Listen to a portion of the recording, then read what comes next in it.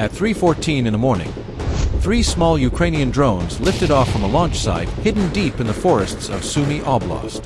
They weren't massive machines, just lightweight UAVs packed with 20 kilograms of C4 and a mission that could shift the momentum of the war. Their destination was Marinovka Airbase in Russian Volgograd region, over 400 kilometers behind enemy lines. For past 4 weeks, Ukrainian intelligence had been watching this airbase. Satellite images showed increased activity like bombs being loaded, bustling hangars, and a Su-34 bombers prepped with KAB-500 precision-guided missiles. With at least 10 Su-34s stationed there, each worth over $50 million, this base had become the central hub for Russia's long-range strike, targeting Ukrainian cities like Kharkiv, Dnipro, and Sumy. But on June 26, 2025, everything changed. Flying low and silent, the drones followed a 438-kilometer flight path, weaving through Kursk and Oblast, sticking to low-altitude air corridors. They avoided radar detection by flying low to terrains and using natural environmental noise to hide from Russia's Podlet K-1 sound radar systems.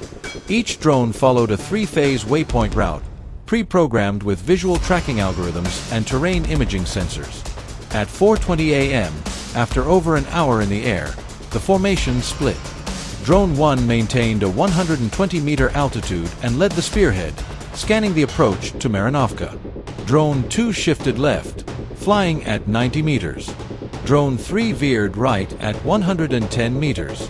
Together, they created a 3-pronged flanking pattern designed to confuse radar systems and disrupt automated targeting.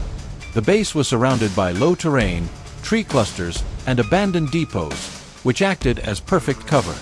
Russia's Podlet K-1 radar system had a minimum scan angle of about 6 to 10 degrees, leaving a blind spot beneath canopy level.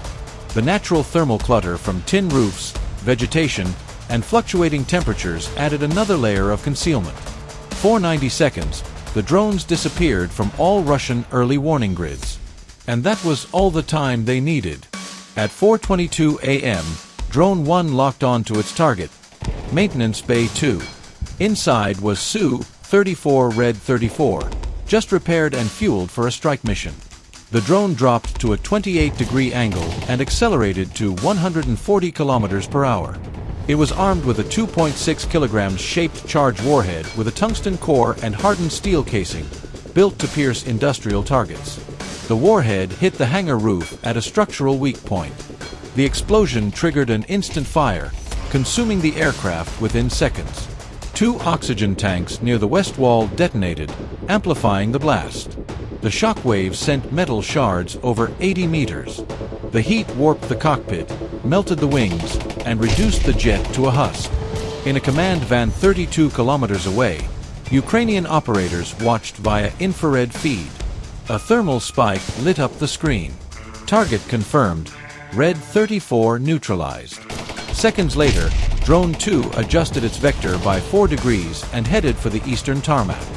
Its target, another Su-34, Red 23, parked and fully armed with 2 KAB-500 laser-guided bombs. The drone flew just high enough to clear the steel perimeter fence and locked on with image recognition. It dove at 35 degrees and struck directly into the aircraft's underbelly, right where the fuselage met the bomb pylon. The explosion triggered the first bomb's fuse. 1.4 seconds later, the second bomb exploded. The dual blast destroyed the tail and engine, sending a fireball 60 meters into the air. The blast wave hit nearby support vehicles and scattered burning fragments across the tarmac.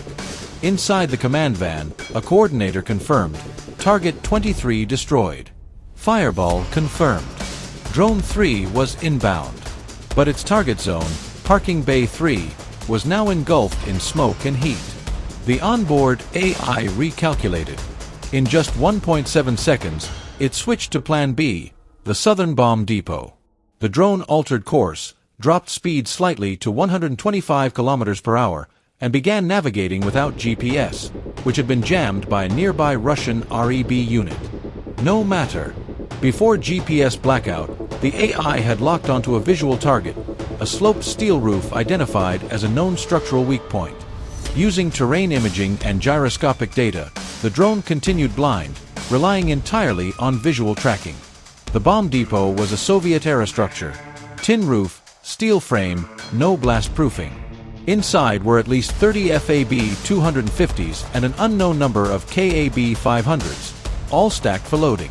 At 4:26 and 7 seconds a.m., Drone 3 struck exactly where the sloped roof met the load-bearing wall. The shaped charge triggered a minor blast. But 0.88 seconds later, one FAB-250 ignited. Then another, and another. A chain reaction ripped through the depot. Pressure spiked above 100 psi, enough to obliterate brick walls and throw shrapnel hundreds of meters. The KAB-500s exploded in a wave. A 200-meter-high fire column pierced the sky. Thermal readings saturated satellite sensors. Debris flew over 300 meters, slicing into parked aircraft, equipment, and personnel shelters. A massive steel fragment struck Su-34 Red 29, parked over 160 meters away, slicing its tail in half. The southern sector of Marinovka became a no-go zone. Fires spread. Ammunition cooked off. Maintenance bays collapsed. Fuel lines ruptured. In less than 3 minutes, Ukraine had destroyed 2 Su-34s outright, severely damaged 2 more, and reduced an entire munitions depot to ash. By first light, Marinovka's western technical zone was obliterated. Maintenance hangars were reduced to twisted steel. Ammunition bunkers, gone. The scorched tarmac glowed red from residual heat signatures. Satellite imagery showed collapsed structures, ruptured fuel lines, and smoke columns stretching 3,000 feet into the atmosphere, visible from thermal sensors in orbit. Inside Russian command, chaos broke out. Pantsir S-1 air defense systems were pulled from frontline positions and redeployed in a panic to rear area bases. Aerial surveillance sorties tripled. Strike bases from Volgograd to Rostov activated condition red protocols, normally reserved for nuclear drills. This wasn't just a drone raid. It was a strategic decapitation. A brutal wake-up call. Russia's deep rear, once thought untouchable, was now exposed, bleeding, and on fire. And the worst part? They never saw it coming. But the blow was already dealt. Ukraine had struck at the core of Russia's strike capability in eastern Ukraine. With Marinovka damaged, Russian airstrikes faltered for nearly 2 weeks. Precision bombings were delayed. Bomb stockpiles had to be rerouted. All from 3 drones, costing less than $100,000 in total. And when the smoke cleared over Marinovka, the message couldn't be clearer. No base is out of reach. Marinovka was supposed to be untouchable, a fortress. But all it took was 3 drones, and one plan Ukraine never announced.